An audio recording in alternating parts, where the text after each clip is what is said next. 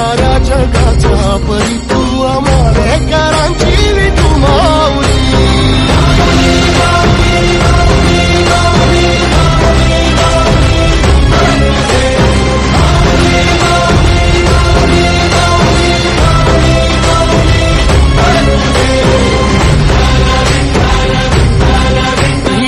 ध्वजा वैष्णवांची उभी पंढरी आज नारावली तुझे नाव ओठी तुझे रूप ध्यानी जीवाला तुझी आस लागली